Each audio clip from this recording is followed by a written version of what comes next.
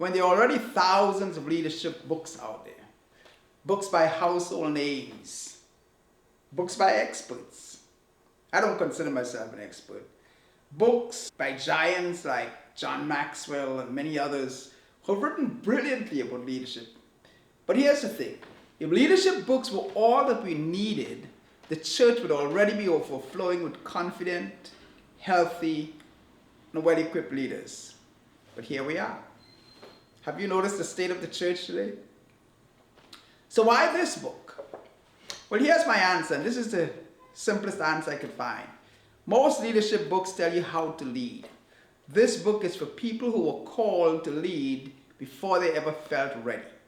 This book is for the person who didn't apply for leadership, but somehow ended up in it anyway.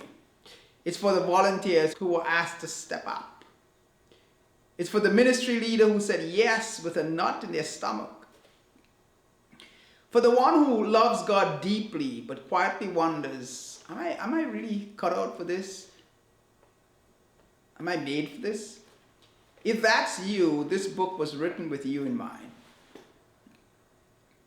You see, many leaders in the church aren't failing because they don't care.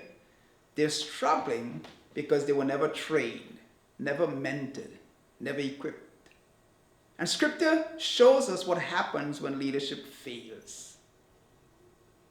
Jesus looked at the crowds and he was moved with compassion because they were weary and scattered like sheep without a shepherd. That's leadership failure. When leadership breaks down, people suffer. And that's as true today as it was back then. But here's the good news. You are listening to this. You are watching this podcast. Someone saw something in you and invited you into leadership. If you said yes, even with fear, uncertainty, or hesitation, that matters. Biblically, leadership has always worked this way. Jesus didn't choose experts. He chose ordinary men and then trained them as they went. Paul didn't look for perfection. He looked for faithfulness. He said, the things that you have heard of me and of many witnesses, you commit to faithful men who shall be able to teach others. And that's the heart behind Escalate. This isn't a book that says, here's how great leaders do it. Good luck keeping up. This book says to you, you can grow, you can learn, you can lead like Jesus. And you don't have to do it alone. Over the next several lessons, we're going to walk through leadership using a simple but powerful framework, Escalate.